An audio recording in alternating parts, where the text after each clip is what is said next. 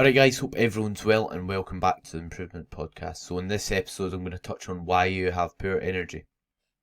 Specifically when you're in a dieting phase and what you can do to combat that, because the reason why we don't want poor energy is because one, nobody likes being tired on a daily basis or a weekly basis.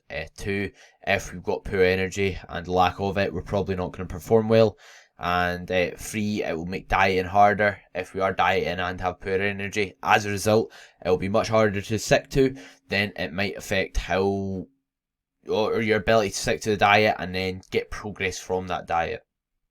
So it's something quite important, and I'm going to discuss why you may have it, how to basically tackle it. So it is something that can be caused just from being in a calorie deficit. So if you are dieting, it is because you are in an energy deficit. And what I mean by this is if you're eating less calories than you're burning, you're consuming less energy than you are burning. So you've not got enough energy basically.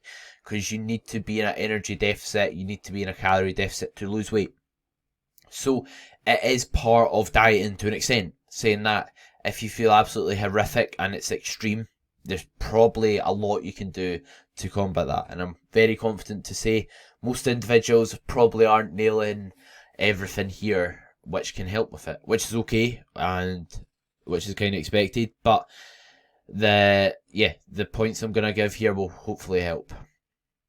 There's also the fact that when you're in a calorie deficit or when you're trying to lose weight, you're eating less food as a result of it, unless you just do more activity to try and lose weight. But most people are conscious of what they eat and try and eat less food. So if you're eating less food, you're generally going to have fewer micronutrients, so fewer vitamins and minerals if you are dieting. And as a result, you might have some deficiencies present that can cause poor energy as a byproduct of it. So that's something to take into consideration.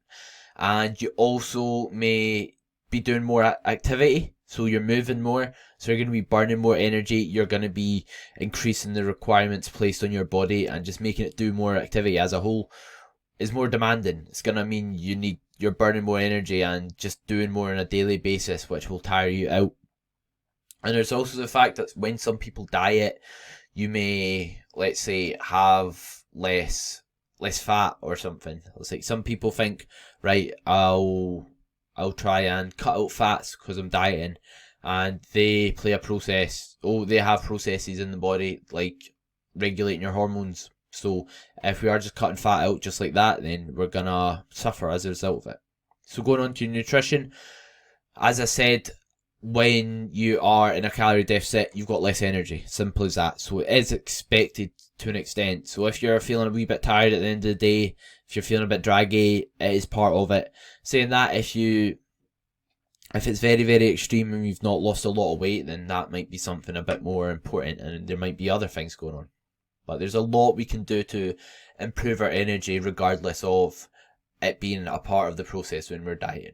So something to look at, like I said, is your micronutrient intake. So just make sure you're eating foods that are nutritious and trying to choose options that are going to have nutritional value instead of ones that may not. So if, for example, when you're dieting, instead of just eating rice, which hasn't really got much nutritional value in it, you could try and aim for foods like plenty fruit and veg to get your carbohydrates from, yogurt. I know you don't get carbohydrates from it really, or you don't get a lot, but we're just talking about nutritious foods. You could eat yogurts, and also things like some meats as well, eggs. You could have like lean cuts of like red meat that's got tons of nutrients in it, and all sorts of things like that. Because again, if we're getting more micronutrients in, especially when we're dieting, we're less likely to have deficiencies, which will mean we'll be less likely to have a lack of energy as a result of it. So that's something to bear in mind. And this doesn't just stand for when you're dieting. If you're bulking the now, or in a calorie surplus, or just not focusing on much in your nutrition, we should be conscious of it. Because we can still be deficient if we're in a calorie surplus or bulking or sitting at maintenance, like I said. So yeah, consider that, because it is something very important for your health, especially, not even when you're dieting, because we use fibre from fruits and vegetables for digesting our food, for just general good digestive health and health as a whole. Next up, sometimes when we're dieting, people cut out carbs. So they're like, right, I'm dieting, I can't eat carbs, bread's bad, pasta's bad, I can't eat rice.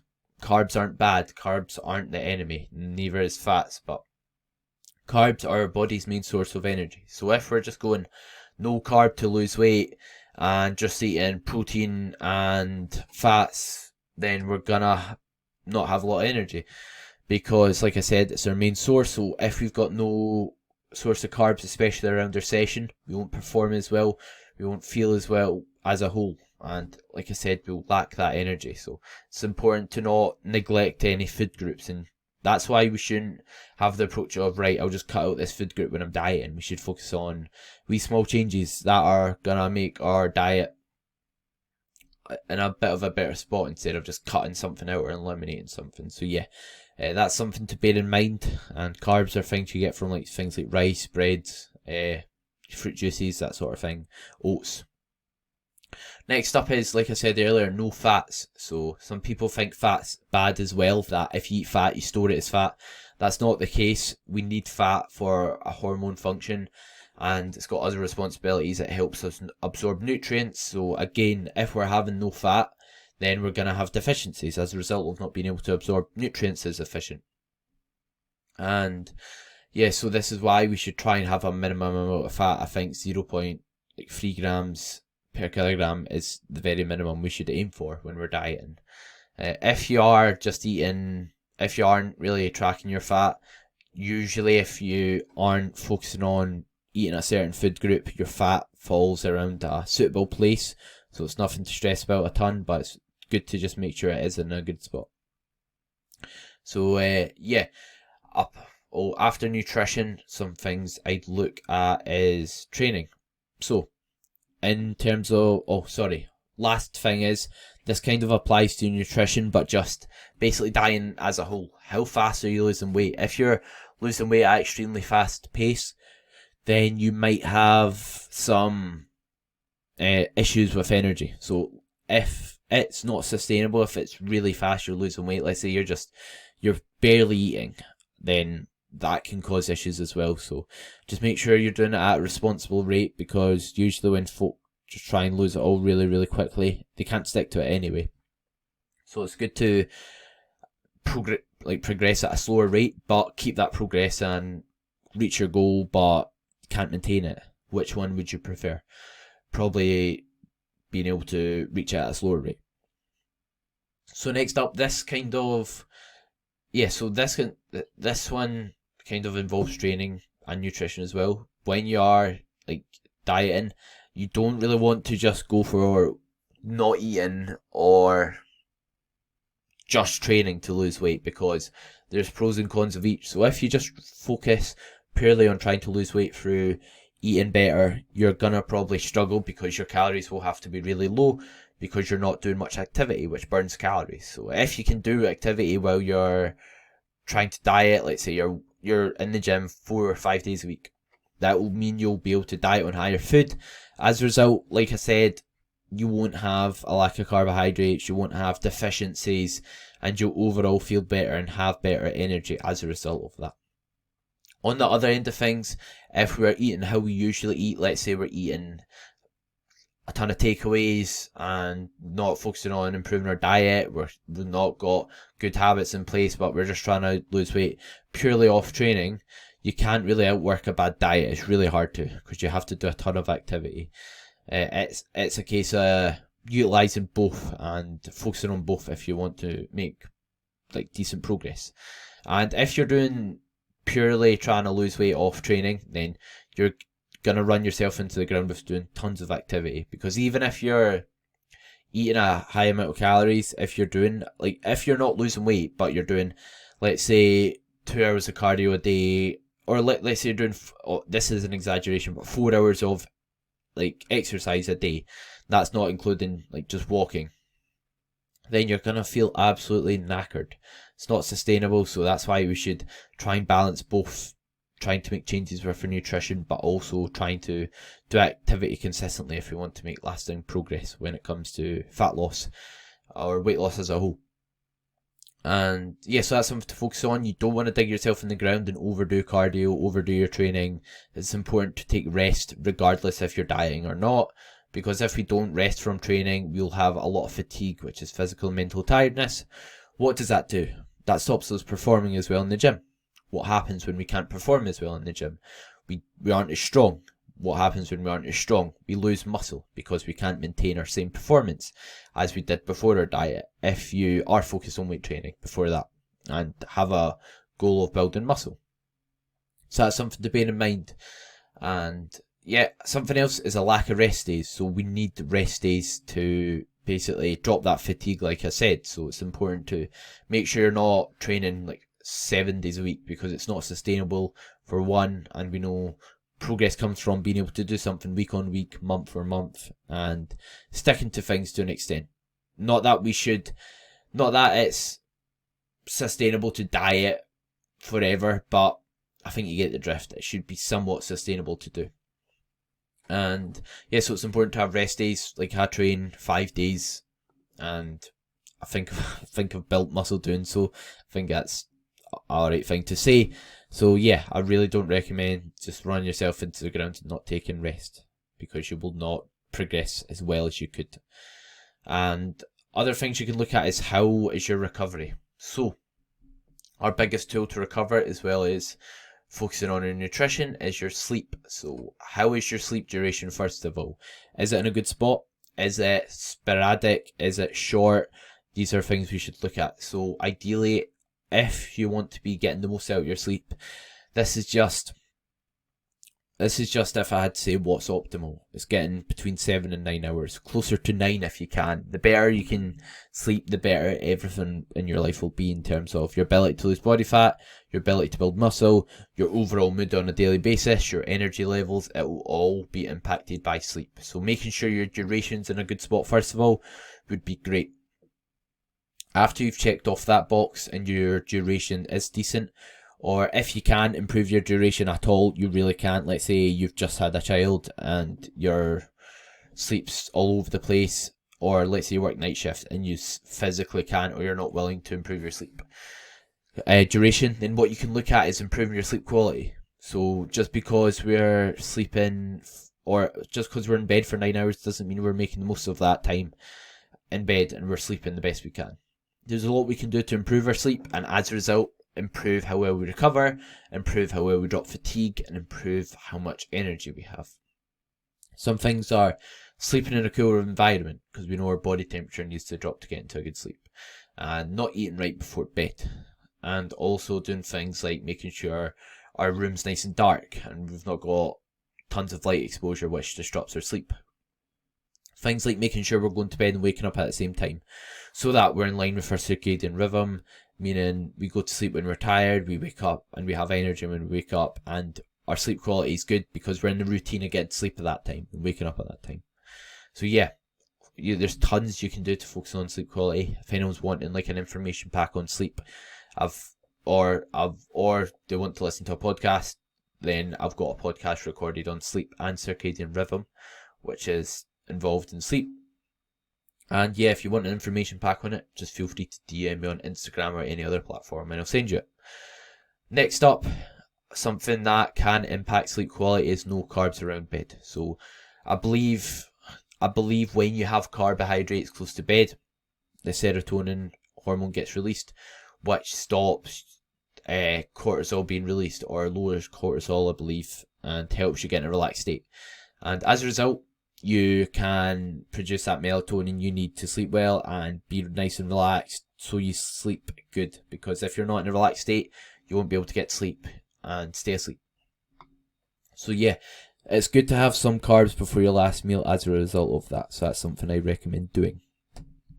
And something else to consider is caffeine intake. So if you're having tons of caffeine, that's you going to be in that fight or flight state, a state where our heart rate's really high. We're not in a state where we can recover or relax, and as a result, we'll just be burning ourselves out through that. So it's good to have time before bed where we're not taking caffeine. So ideally, since we know caffeine has a half-life of like around 5 hours, sometimes less, sometimes more, everyone's individual, that shows us, or that tells us we should basically try and wait at least 5 hours before bed to like, or kind of not have caffeine 5 hours before bed.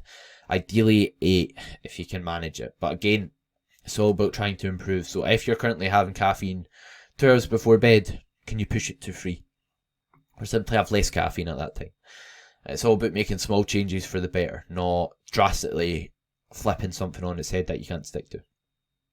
So yeah, and again, like I said, that will allow us to be in a more relaxed state where we'll recover from our training, we'll digest and utilise our food better, we'll absorb nutrients better, again going back to less deficiencies and more energy as a result.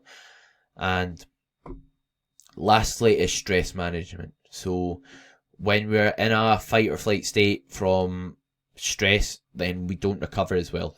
And we know when we're stressed, we don't produce melatonin, which helps us sleep, which means we will not get melatonin regulates our sleep, sorry. So if we don't produce that melatonin, we're not going to sleep as well. So that's something we should consider and try and manage our stress as a result of that. So some things we can do to manage our stress are things like making sure that we have time to relax, making sure we're not super rushed all the time, and just doing things you can do to, not be running about, sprinting about, and in like a flustered state all the time.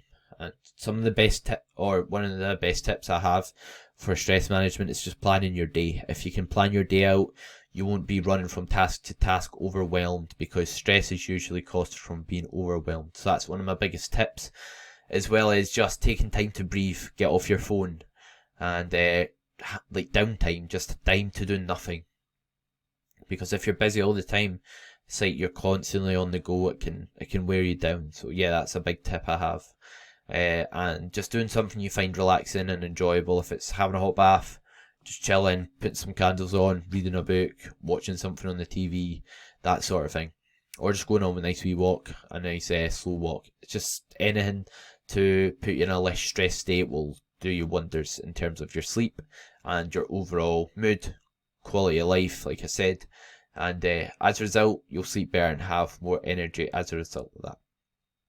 There's also things you can look into, like supplementation, to help improve sleep quality, to help improve your ability to be in a relaxed state, things like that, to prevent deficiencies from taking place. But I think like it's not worth diving too deep into them, because these basics that I've spoke about are more important. It's like there's no point supplementing with like a multivitamin if we're not having any fruit or veg. It's like aim for the big rocks, the big things we can do now that are very easy to implement before wasting your money on supplements. It's like supplements are to supplement what you're already doing, hence the name, instead of trying to replace fruit and veg, because we probably won't utilize like a supplement as well as we do like proper fruit and veg, because we have like what we consume, let's say from food, we have basically, let's say if we want I'm not sure if this is actually the case, but for vitamin C, but let's say we have vitamin C. With the food that has vitamin C in it, we have things that also help absorb vitamin C we're consuming at the same time. Whereas a supplement, we don't quite have that. So again, that's just an example. I'm not sure if that's the case for vitamin C exactly, but for others, like nutrients, I know it is the case.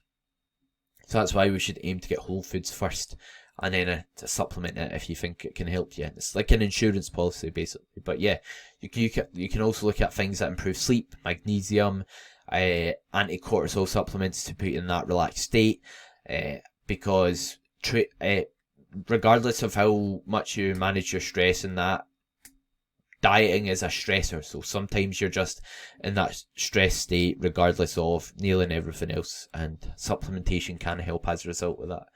And yeah, so hope you enjoyed the podcast, and it was quite insightful. It helped you with some tips if you are struggling from lack of energy now. And yeah, make sure you give this a like, subscribe, comment, regardless of what platform you're listening on. I appreciate everyone's support on the podcast massively, and I hope everyone has a great week and found it as insightful as I said.